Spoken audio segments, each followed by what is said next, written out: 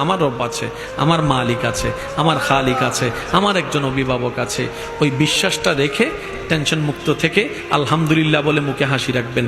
দেখবেন আজকে যে সিচুয়েশনটা আপনার জন্য অকল্যাণকর মনে হয়ে আপনি টেনশন করছেন, হয়তো রব চাইলে ওই অকল্যাণের ভিতর থেকে আরো 10টা কল্যাণের রাস্তা আপনার জন্য আল্লাহ করে দিবেন। সুবহান। টেনশন করে কার কি লাভ হয়েছে, কে কি পরিবর্তন করতে পারছে বলেন? টেনশন করে কোনো লস ছাড়া লাভের কোনো সম্ভাবনা।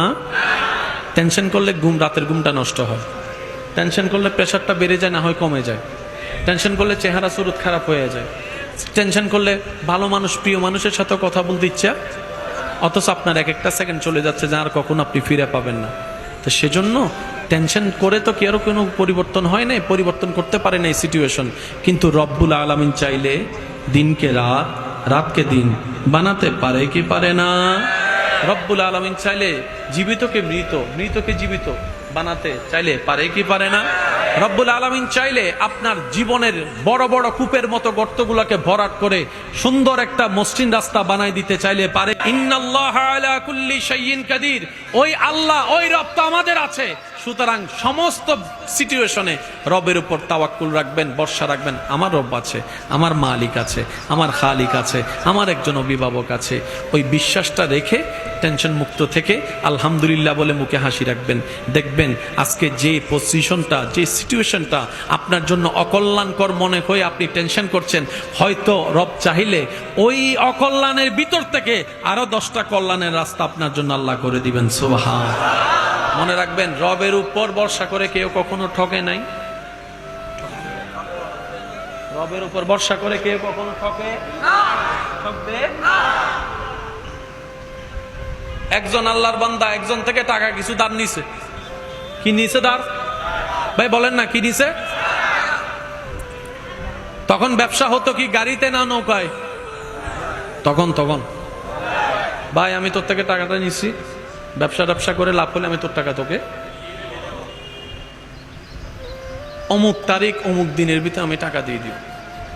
তো সে বলে যে তুমি যে টাকাটা নিচ্ছ, আমি যে তোমাকে টাকাটা দিব, এটা তো জিম্মাদারি, কি জানে বলে এটাকে, মর্টগেজ নাকি গ্যারান্টি, এটার গ্যারান্টি তো দরকার। ভাই ও বলে যে আমার তো কেউ নাই, তবে আমি আল্লাহকে সাক্ষী রাখছি। সুবহানাল্লাহ জোরে বলি। আমার তো দুনিয়াতে কেউ নাই সাক্ষী রাখার মতো, আমি আল্লাহকে সাক্ষী রাখছি। এই কথাটা শুনে ওনার মনটাও নরম হয়ে গেছে। মনটা নরম হয়ে বলছে, আল্লাহকে সাক্ষী রাখছো, আল্লাহর নাম যেহেতু ধরছে, আর কোনো কথা নেই, দাও তোমার দিলাম। যে তারিখে টাকা ফেরত দেওয়ার কথা, ওই তারিখে উনি আসতে পারে নাই, নৌকা মিস হয়ে গেছে। তখন উনি কি করলেন জানেন?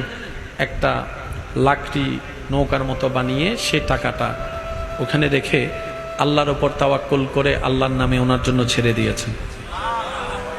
একটু জোরে বলি। এবার বলেন, বাতাস কার নিয়ন্ত্রণে? পানি কার নিয়ন্ত্রণে? সমস্ত কিছু কার নিয়ন্ত্রণে? উনি বলে যে আল্লাহ, আমি ওয়াদা করছি তোমার নামে সাক্ষী রেখে, আমি তো পৌঁছাতে পারি নাই, এটাও তোমার একটা হিকমত। আর আমি জানি তুমি যখন যা করো বান্দার ভালোর জন্যই করো। আল্লাহ, আমি তোমার নামে ছেড়ে দিচ্ছি, কারণ এখানে তোমার নাম আমি ব্যবহার করেছি। আল্লাহ, ওই মানুষটা ওনার অপেক্ষায় নৌকার ঘাটে এসে বসে আছে। দেখে যে নৌকা আসে, উনি আর আসে। কিছুক্ষণ পরে দেখে যে লাকড়ির একটা বান্ডিল আসতেছে। উনি বলে যে যাক, উনি যেহেতু আসে নাই, অন্তত লাকড়ি হইলে নিয়ে যায়, ঘরের মধ্যে আগুন জ্বালাইতে পারবো। এবার উনি ওখান থেকে লাকড়িটা তুলতে গিয়ে দেখে যে ভিতরে একটা কাগজ।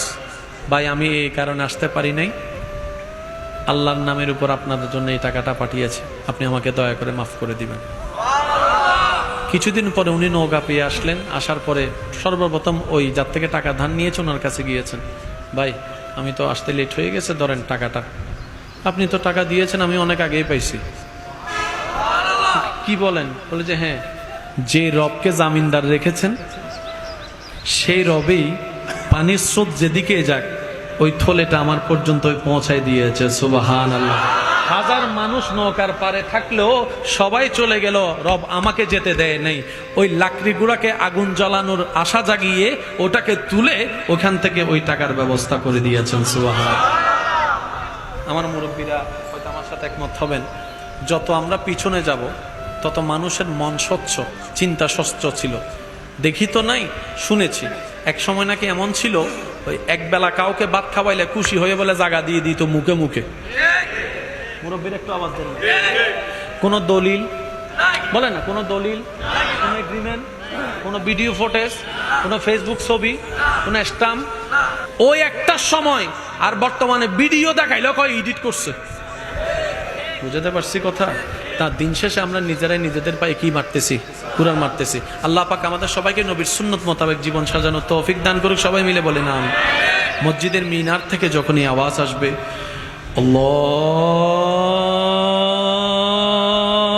আল্লাহু আকবার, আল্লাহু